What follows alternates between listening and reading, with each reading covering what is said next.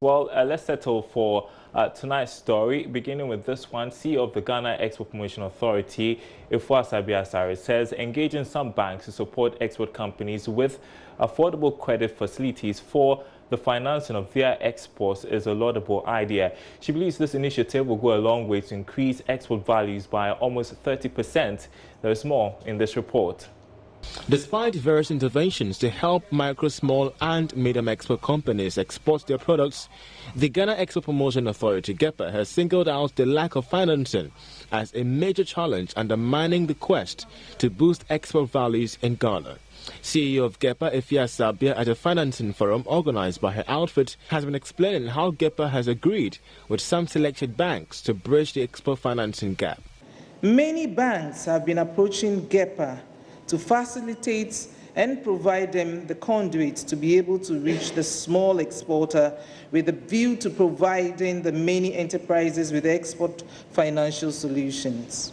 The forum saw officials of some selected banks, which are Fidelity, Stanbic, Prudential and GCB banks, make presentations on the various credit facilities available for exporters. Here's a representative of Stanbic Bank explaining to Joy Business the relevance of this partnership with GEPA. There are also instances where the exporter themselves are not really sure on do not really know what to do and what have you. So I think there's an opportunity for us to come together and discuss those concerns. So I think it's a great opportunity. Okay. Non-traditional export earnings in 2017 amounted to $2.5 billion, representing 3% increase over the 2016 performance of $2.4 billion. All right, let's turn attention to the banking sector story that is developing. Majority of energy bank workers are set to lose their jobs in the coming weeks. This follows the decision by their new owners, First Atlantic Bank, to restructure the merged entity. But how many workers are going home? We've got details in this report. We understand that about 100 workers of the merged entity are expected to go home possibly in the coming weeks. Sources say 75% of the workers are coming from Energy Bank, with the remaining coming from First Atlantic Bank. The two institutions merged recently, with First Atlantic Bank having the controlling stake. This was due to Energy Bank's challenge to meet the new minimum capital requirement of 400 million cedis. Now we're learning that the news was communicated to these affected workers last week. Based on what Joy Business has picked up, the workers are being offered a 1-month salary multiplied by number of years served. However, most of them are raising issues with the package being offered. Sources say the letter to officially communicate the package could be coming soon. But according to persons close to management of the First Atlantic Bank, the action was needed because of what they described as duplication of roles as a result of the merger. They also argue that the decision was guided by a review of job functions carried out by an independent consultant and the recommendations adopted. Management of First Atlantic Bank insists the process was fair and staff of both pre-merged entities are going to be affected. They also maintain that they are still in the negotiation stage and things have not firmed up yet. Some of the affected workers have argued about the approach of management of First Atlantic Bank and the fact that they did not really negotiate with them the package being offered. There are also concerns about whether their planned redundancy is going against some gentleman's agreement reached with the Bank of Ghana after the banks merged. Well, in another development, the Bank of Ghana has indicated it may be forced to withdraw licenses of forex bureaus that have failed to comply with this directives. This was contained in a letter to the Association of Forex Bureaus cited by Joy Business. Of course, we'll have more on that subsequently. You're watching Business Live. Let's turn to other news stories tonight. And the Director General of the Securities and Exchange Commission, Reverend Daniel Ogbamitete, is calling on pension funds investors to list on the Ghana Stock Exchange as a growth strategy. According to Reverend Ogbamitete, the move will enhance confidence in the pension management industry as well as open up investments for more inclusion. He made the call at the signing ceremony of AFIC Funds investment in Access Pension Group. We'll bring you that story subsequently. Let's move on now. And the Ghana Revenue Authority is working on mechanisms to identify online businesses to pay tax as part of its revenue generation drive. Now, Chief Revenue Officer Kwesi Ukulabi says new trends of business via the internet makes targeting relevant. There's more in this report. Even though GRA has been working on a scheme for taxing online businesses for years, it is yet to achieve the desired results. Creative arts industry players, for instance, have resorted to internet-based outlets like YouTube to generate income. Tax officials say there are other modern internet-based businesses they are unable to track. Kwesi Awukulabi is Chief Revenue Officer. I can tell you right now, GRA is embarking on e-commerce projects, okay, to identify transactions that are online. I know the project is going on, and in our strategic plan for 2015 to 2017, okay, it was part of the initiative to determine ways of taxing, to develop a mechanism for taxing the e-commerce. So it's gradually developing, and with time, I would say that we are totally done. We have totally developed those structures, but it's the process. Government has commenced processes to draw the creative arts sector into a proper tax regime. Mr. Awukulabi believes understanding the tax system is a major step in ensuring success of the project. Now starting sensitizing them, letting them file their returns. We are trying also to know maybe the number of people engaged. You know, we have to base everything on scientific discoveries. If you don't know, how can you project? How can you estimate? Okay, now they should file. Then you know that we have 100 people in Kumasi, we have these people here, and they are earning so much here. Then you can say, all right, let's make an estimate or target of so much. The Creative Arts Council is encouraging members to explore online platforms as a means of commercializing their works. Mark Okwekumante is president. We can get one common platform, then that will be like a management company that will aggregate all of us. That is doable. It is an individual mindset, because copyright is to do with an individual rights. And so we can only sensitize and educate as we go. But there's nothing we can do as a group to force it on you. It is just orienting you to buy into the concept. Nana Ojima reporting.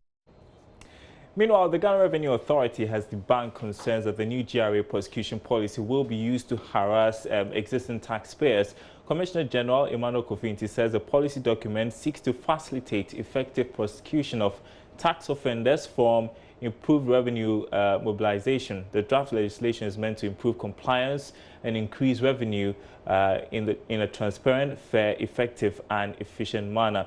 Now, there are concerns of incidents of unnecessary prosecution of every non-compliance case. Prince Apia has this part of the story.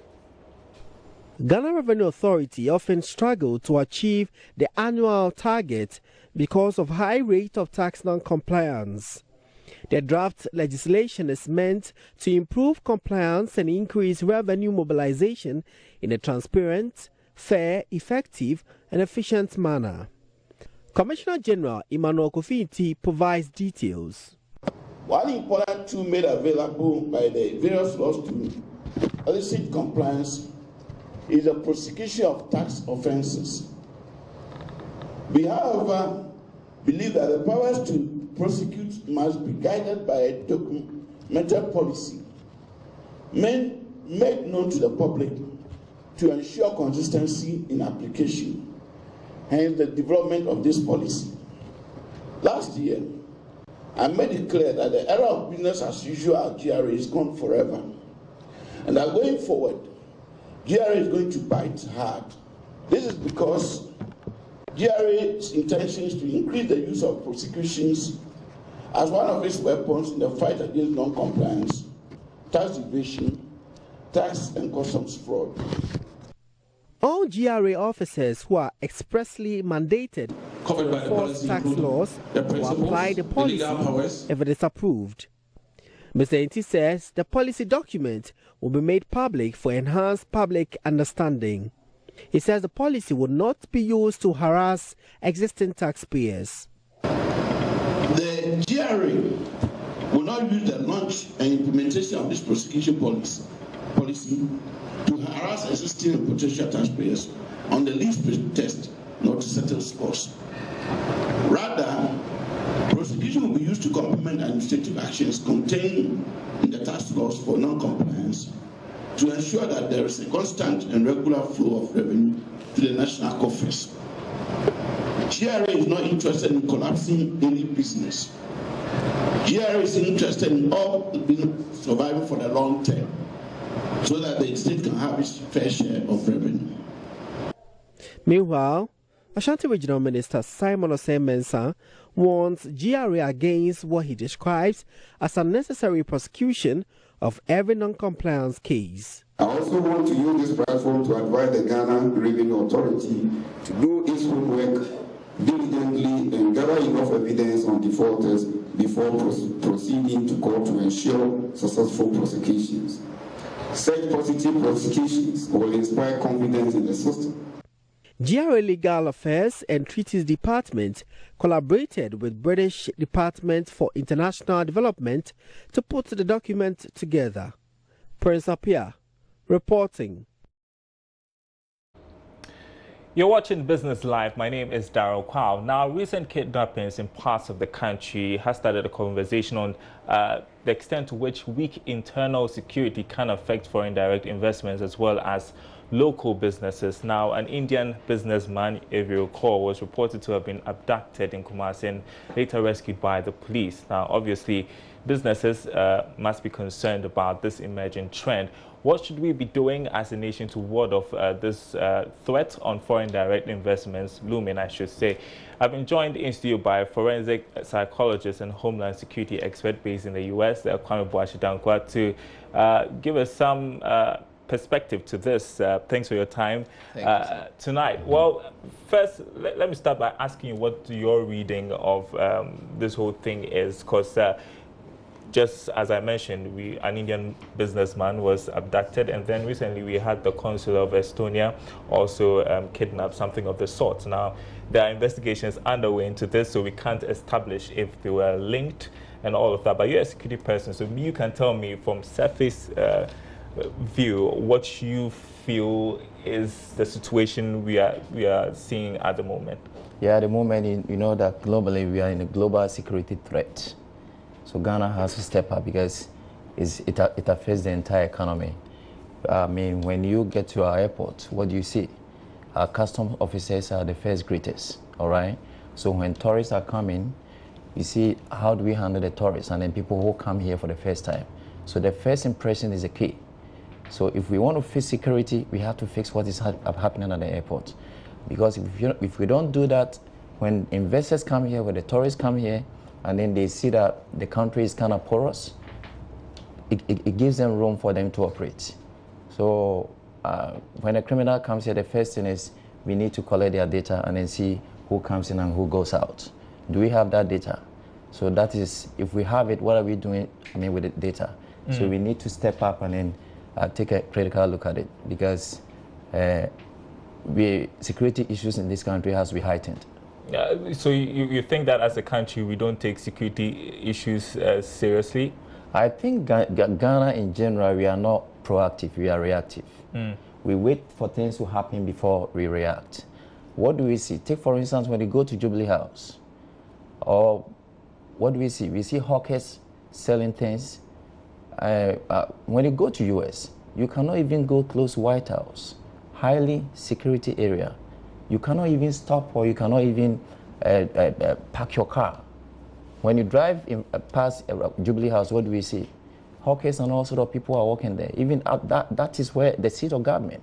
So we have to see what is happening and then rethink about security in general. Okay, so let's take you back to the subject of our conversation, to do with the fact that we've seen, like I was indicating, an Indian businessman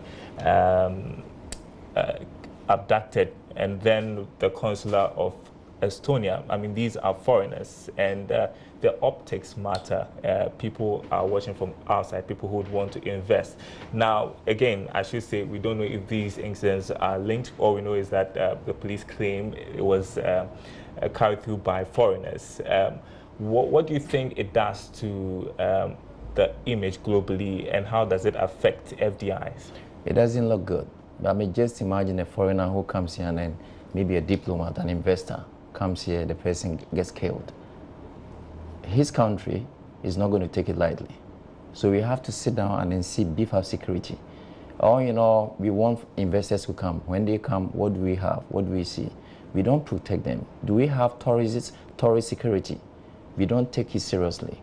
So to me, the security agencies, the law enforcement agencies, the police, custom officers, all the agencies, we need to have kind of collaboration. You know what I'm saying? We need to have, our system have to be interlinked and interchanged. They have to exchange information. Who goes where, who does what. When you go to our communities, a lot of foreigners are patrolling. We have to educate the general public and come up with a system whereby every suspicious person has to be reported. Okay. Yes. Yeah. I was just going to ask, because Ghana is known to be a very peaceful country everywhere you go, and that works for us. You know, we always say that we are the hub for the gateway to West Africa.